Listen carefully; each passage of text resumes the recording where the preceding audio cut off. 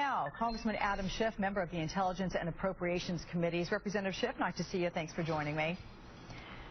You bet. Let's talk about, well, your thoughts on this subpoena and private interview. Is this necessary?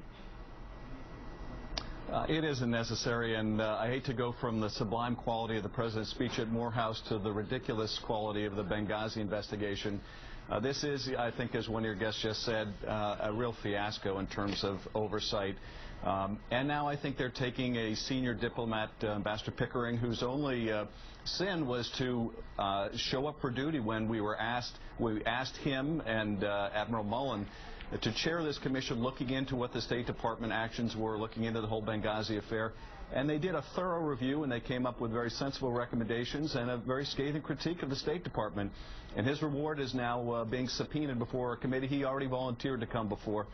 So it's just a continuation of the farce and the distraction from what we ought to be looking at, and that is, where are we in the hunt for those that are responsible for killing Americans? Where are we? How close are we to getting them? And second, how are we doing in terms of implementing the recommendations of the Accountability Review Board in improving security at our embassies and consulates? So I think it's very unnecessary to issue this subpoena. I think it's kind of a petty gesture, but it's simply a continuation of the practice of that committee.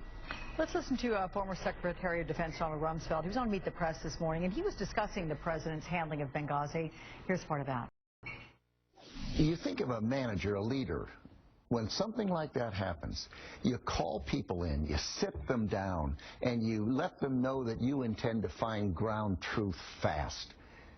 And he seems not to have done that. So your thoughts on that, and also what Jimmy Williams, and I should say our Democratic strategist, mentioned at the end of the interview, saying that he believes one way for the president to get out in front of these and get control of these situations is to fire the Attorney General. Honestly, I think that's an absurd suggestion. The Attorney General has done a superb job. In terms of the AP investigation, the Attorney General had nothing to do with that. In fact, had recused himself from the investigation because he had commented on the leaks. So to suggest that someone who wasn't even involved in issuing the subpoena or even reviewing the issuance of the subpoena should resign, I think is absurd. But again, you know, it's sort of the hyperbolic environment that we're in. The real scandal is the IRS scandal. That is a bona fide, improper, inappropriate, and illegal practice. We have already seen heads roll, and the IRS commissioner resigning, and there should be other heads that roll as we find out who is responsible down the chain of command. Well, and to that end, but to suggest that the Attorney General... Yeah. You've also called for there to be extensive investigations, right, dating back to the Bush administration, correct? Absolutely, because I think during the Bush administration there may have been a similarly political and politicized priority on going after progressive organizations, going after the black churches, going after progressive churches like the All Saints Church in Pasadena, and in a very biased way. So I think this may be a problem that has transcended administrations. It really does deserve our oversight and attention. But when you have these other politicized efforts like Benghazi, it really obscures the important oversight function of the Congress, and it makes it hard to tell when there's a real controversy from when. And vis-a-vis the IRS, there is a real controversy, and real accountability is needed. I think I'm going to know the answer to your question, but I'll ask it nonetheless. Speaker Boehner has said that someone should go to jail for this with regard to the IRS. With what we know so far, do you agree?